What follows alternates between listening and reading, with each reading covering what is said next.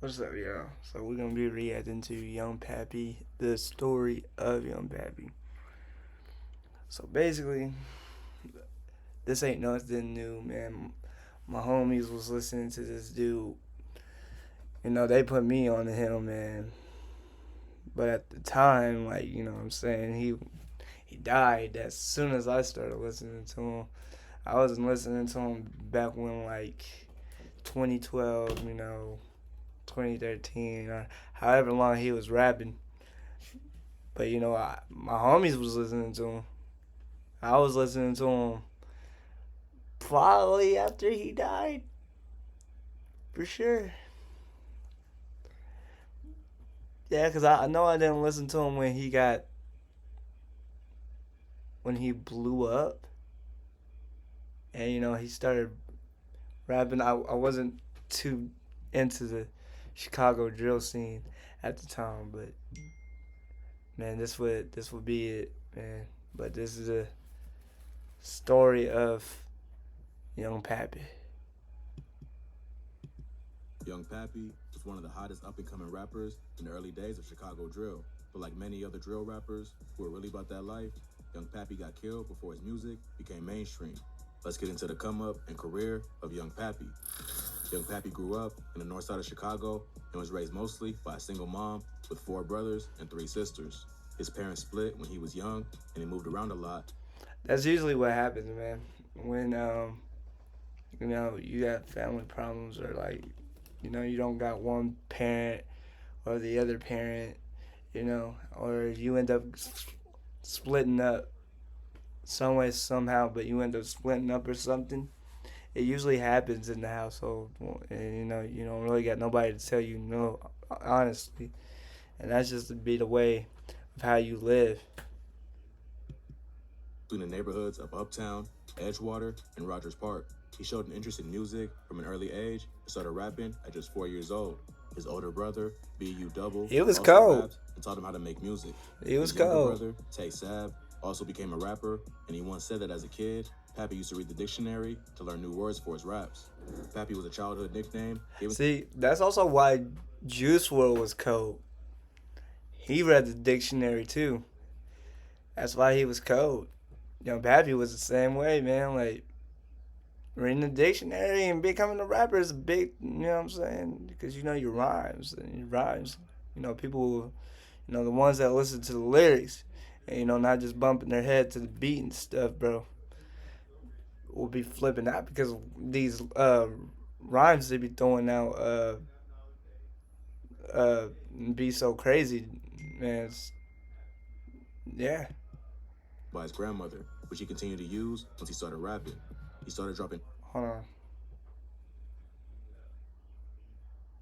All right. My bad, yeah. on YouTube and other platforms in 2007, around age 12. But as he got older, he became more influenced by his environment and got sucked into the streets. Pappy was a member of the Gangsta Disciples and claimed a set called the Insane Cutthroat Gangsters, or Pooh Bear Gang. Pooh Bear Gang was named after a respected member of the set named Pooh Bear got killed in 2012. Pooh Bear was killed on the 1800 block of Juneway Terrace. His killer was never caught, but police believe that it was a dude named Dante Simmons from a set of the GDs called Loke City. Simmons was See, every time Young Pappy rapped, he always yelled out, um, Pooh Bear. Um, I don't necessarily know, like, who is him to Young Pappy. Y'all guys let me know down below in the comment section, y'all. Who is he to Young Pappy? Is that like his closest friend, or you know, a family member or something? Let me know. found dead with a self-inflicted gunshot wound and killed himself using the same gun that was used in Pooh Bear's murder. But rumors started going around that another member of Loke City named Munchie was behind Pooh Bear's death. Munchie and Pooh Bear were childhood friends, but petty fights and gang politics turned them against each other. Just a few days before he got killed, Pooh Bear dissed the Lokes on social media, which may have led to his death and sparked a deadly war between Pooh Bear Gang and Loke City. Pooh Bear and Young Pappy was close friends, and his death had a major impact on him and was one of the main reasons Young Pappy jumped off the porch and became a shooter. Since he moved around a lot, Young Pappy was also affiliated with another set called TFG. Pooh Bear Gang and TFG was closely affiliated but had their own hoods, kind of like 600 and O Block. So, Pappy claimed both of them because he grew up around dudes from both areas. Pappy started out committing petty crimes like fighting and stealing, but the deeper he got into the streets, the more trouble he got into. His wild behavior eventually landed him in juvie for a gun charge. While locked up, he had time to work on his music and decided to take it seriously It was cold. since he was already known in the hood for his music.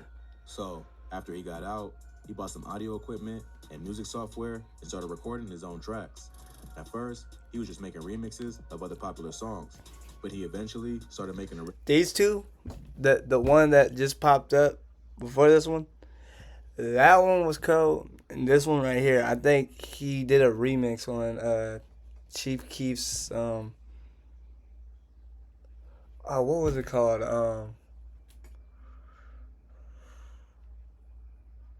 No, down we rich, but a damn thing ain't gonna change. God's mine, man. Finally rich. That's what it was called. Yeah, see. I had to think about it real quick. Finally rich, y'all. Yeah, definitely. By Chief Keef. He did a remix on Finally Rich. And he was cold. He was cold. Yeah. songs, which gained him local attention. At the same time, Young Pappy was also building a reputation in the streets. After getting out of jail, he was out for revenge on Loke City for Pooh Bear's death, which only got worse after PBG lost another member in April 2012. According to the rumors, Young Pappy got revenge by shooting a member of Loke City named Lucky in the thigh and back. Not long after, he dropped the track Competition, which featured the bar, "Better Ass Lucky, what'll happen when I drill shit." So, Woo! Woo! Ah! See, my Chief Keef reaction, like like Chief Keef was in that, but you know what I'm saying. There's some raw footage. Was entering into his music career and earning him clout in the city, but it also made him a major target for Loke City, who was out for revenge after losing several members to the beat. Not long after that, Young Pappy started getting into more trouble with the law. In June 2013, he was convicted of felony unlawful use of a weapon and sentenced to 2 years of probation. He later violated that probation and ended up being sentenced to a year in prison, but he was later credited with time served and released. Even though he had a pending case hanging over his head, he continued to go hard in the streets. On July 14, 2013, Young Pappy allegedly caught his first body. A dude from Loke City named Blake Lamb was shot in the head multiple times on the 1600 block of West Jonquil Terrace. He was walking down the sidewalk when a car pulled up next to him and started letting off shots. The killers then jumped out of the car, stood over the victim, and shot him a few more times before fleeing the scene. It's like at that time, 2012 era, 2013. I want to say 14.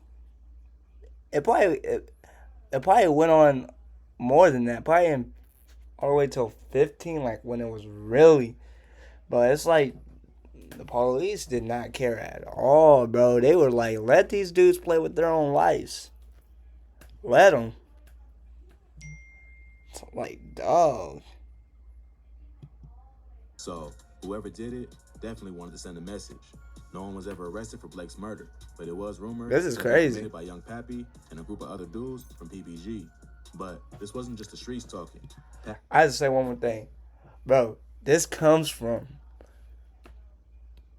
pain, anger, and like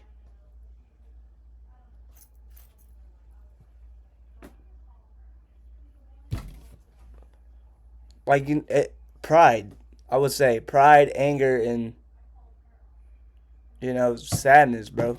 That's what brings a lot of these dudes to be doing this, bro. Like, cause they lost a close homie or something. Now they feel like they gotta do something about it, especially when they're mocking them. Yeah, they feel like they gotta do something about it, bro. Crew seemed to confirm this It's on tough. multiple occasions. After the shooting, he and his homies doubled back and took videos of the crime scene, which they posted to social media to taunt they ops.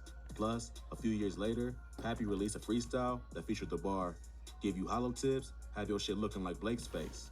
So, whether Who are you talking about? Who are you talking about? Hold on, bro. Hold on, bro.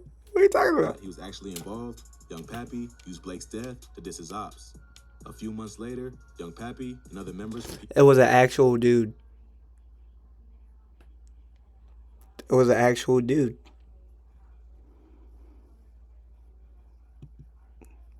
Hold on. involved, Young Pappy used Blake's death to diss his ops.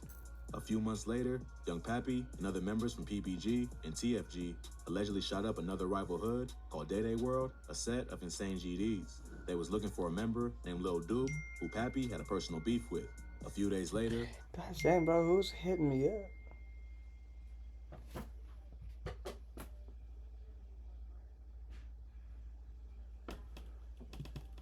Pappy's close homies, Two Cups, was murdered near the intersection of North Broadway and West Glen Lake. Is that why he yelled 2 cups, bro?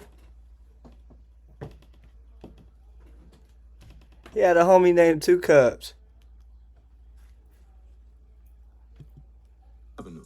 The day before he got killed, Two Cups told his father that he was taking his friend, who was in a wheelchair, to the Social Security office the next morning. His pops knew he liked to help people, so he didn't think nothing of it. Oh. Why? Why? To the guys that are doing something good, bro. What? About his son's gang ties. His mother saw him eating breakfast around 9 a.m., and that was the last time she saw him. Two Cups and his friend were standing at the intersection when a light-colored van pulled up. His friend was not identified by police, but was said to be a member from TFG. A shooter then jumped out of the van and started letting off shots, killing Two Cups and critically injuring his friend.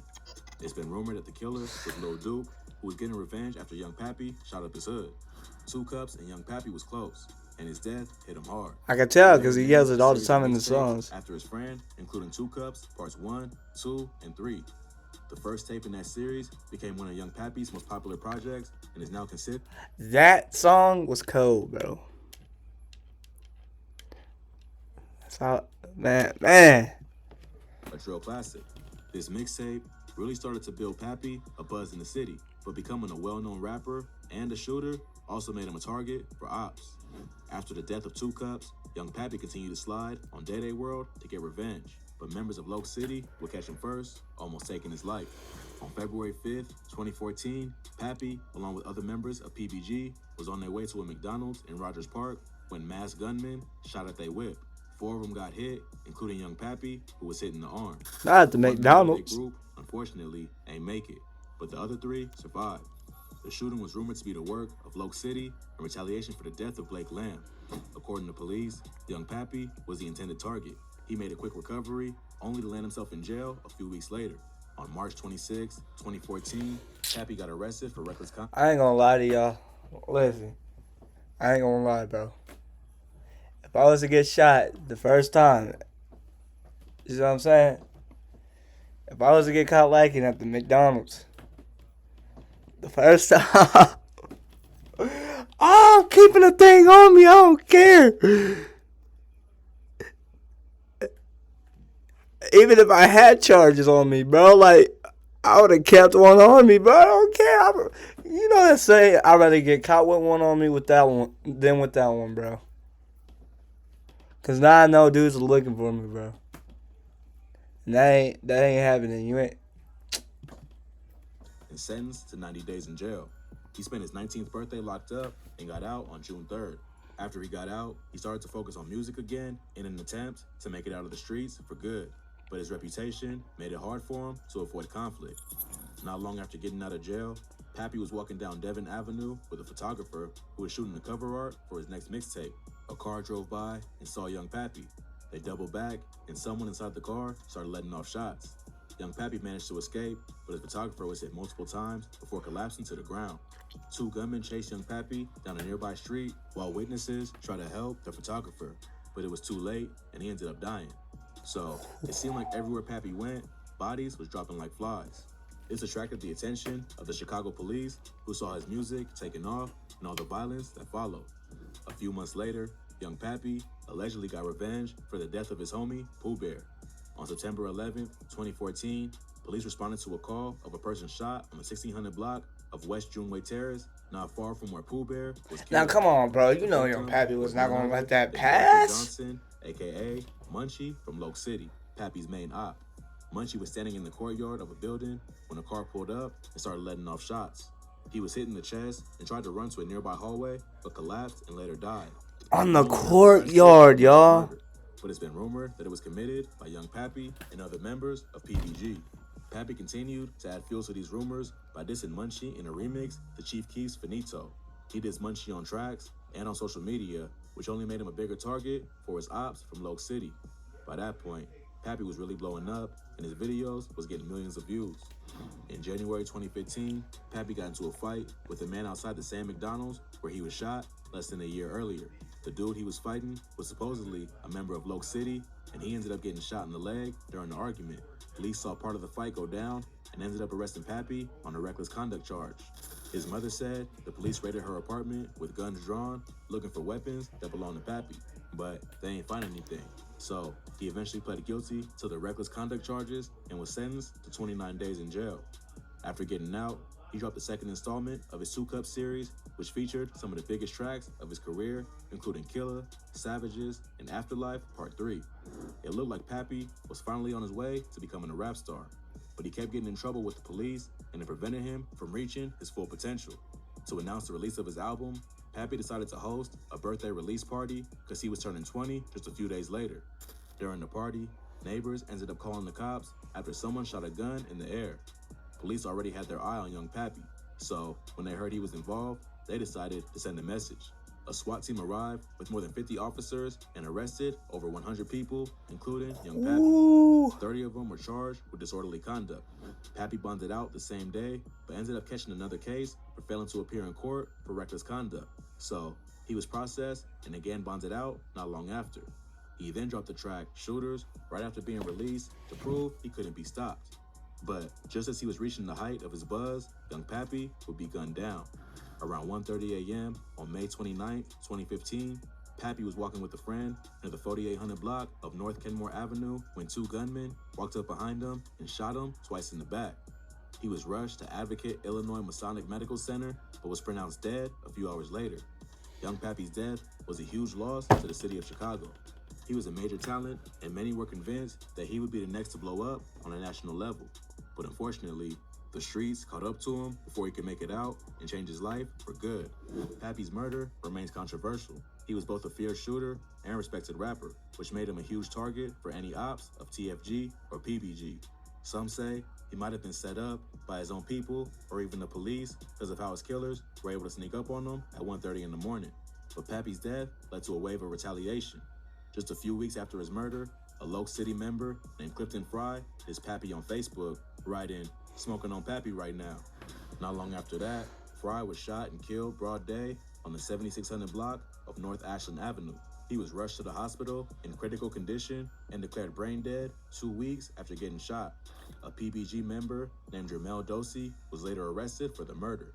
Since his death, Young Pappy's been recognized for his unique talent and lyrical abilities.